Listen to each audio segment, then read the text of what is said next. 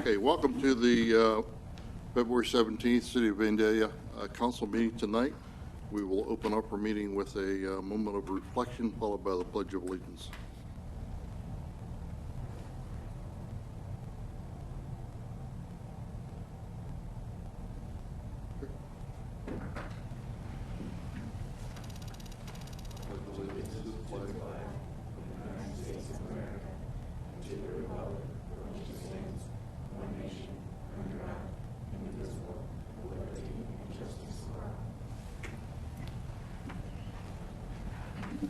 Okay, we have a rather short agenda tonight. We have the study session minutes from February 3rd, 2020, and the council meeting minutes of February 3rd, 2020 for council approval. Are there any comments? Okay, they're approved as presented then. We have no communications, petitions, or awards this evening, nor a public hearing. This brings us to comments from interested citizens. If you have anything to bring to our attention, come to the podium, state your name, address, and your comments. Okay, with that, we'll move on. We have no information items or action items tonight. There is no old business. Next, so that brings us to our first resolution, 20-R-08. McDonald. A resolution authorizing the purchase and installation of 2 Stryker Power Pro stretchers requested by the Division of Fire from Stryker EMS Equipment in the amount of $58,000. Okay. Mr. John Cruzy, our city manager, you have any comments? I sure do. Thank you, Your Honor. So we do have $58,000 budgeted to retrofit medics number 1 and 2 with an automated cot lifting system. The purpose of the cot lifting system is to enhance the safety of our staff and patients during the loading and unloading of patients into a medic. In 2014, the fire department purchased 3 battery-powered lift-assisted stretchers from Stryker with a 75% Bureau of Workers' Compensation grant. Therefore, Stryker is the sole source provider for the cot lifting system that's compatible with the department's Stryker cots.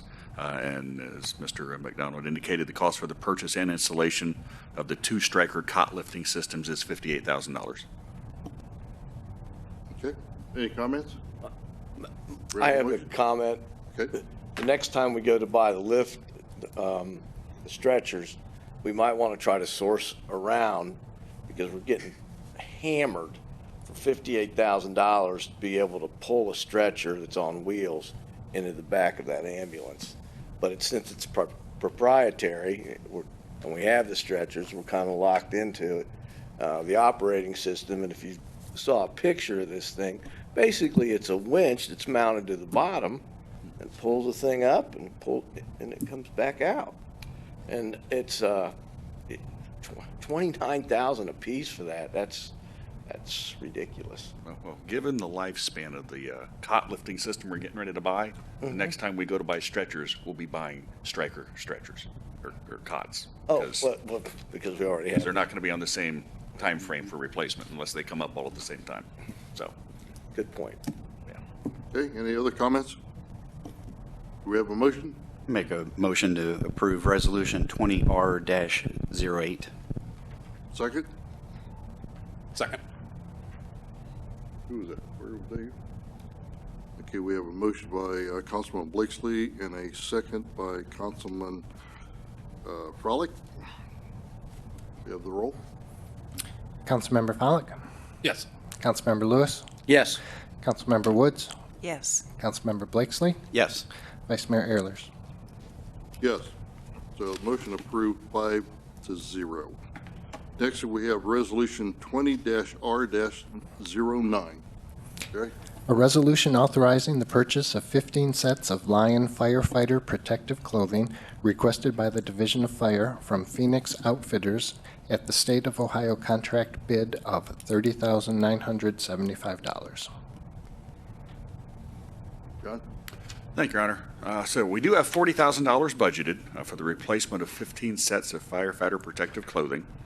3 vendors that meet our specifications were identified through the State of Ohio Cooperative Purchasing Program.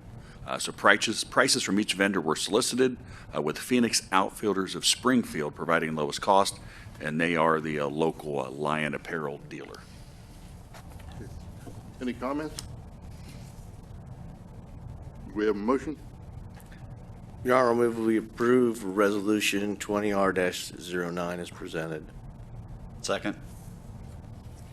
We have a motion by Councilman Lewis and a second by Councilman Blakesley. We have the roll call. Councilmember Lewis, Yes. Councilmember Woods, Yes. Councilmember Blakesley, Yes. Councilmember Follak, Yes. Vice Mayor Ayers. Yes, and the motion passes 5-0. There are no ordinances in the first reading nor in the second reading. We do have an ordinance and emergency reading. Mr. McDonald, would you please read ordinance 20-03 by title only? An ordinance approving individual assessment amounts and directing the finance director or her designee to certify the amounts to the county auditor for collection and declaring an emergency. John? Thank you, Your Honor. Again, so this ordinance would assess properties for delinquent accounts related to weed cutting, storm sewer, trash collection, and water and sewer fees. Okay, since this is an ordinance and an emergency reading, I will open to a public hearing. If there's anyone that'd like to come up and speak on this issue, please state your name and address and come to the podium. Okay, if not, is there any comments? Okay, we have a motion. Your Honor, I'll move to approve ordinance 20-03 as presented as an emergency. Second. Okay, we have a motion by Councilman Follak and a second by Councilman Blakesley. We have the roll. Councilmember Woods, Yes. Councilmember Blakesley, Yes. Councilmember Follak, Yes. Councilmember Lewis, Yes. Vice Mayor Ayers. Yes, it's approved 5-0. This brings us to the reports from the boards and commissions. You have the BZA minutes from January 8th, 2020. Are there any comments?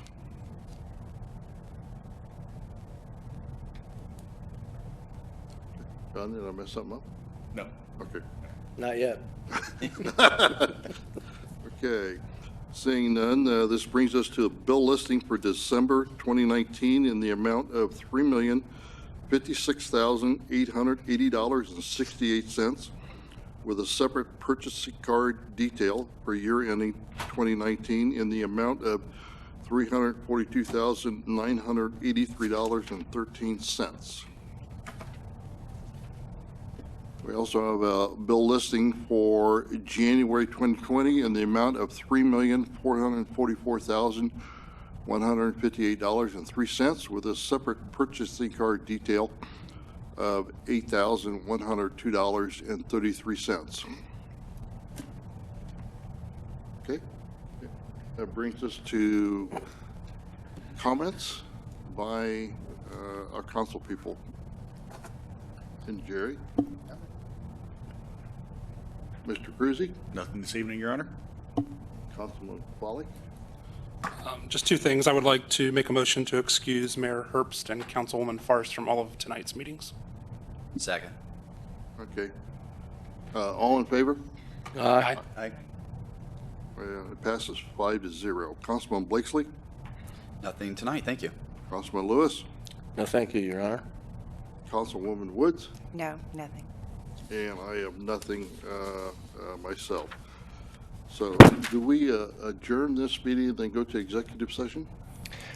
You have a couple choices, but I think the easiest thing to do would be just to simply adjourn this meeting completely, go back to the study session, and then hold the executive session as part of the study session at the end of the study session. Okay, meeting adjourned.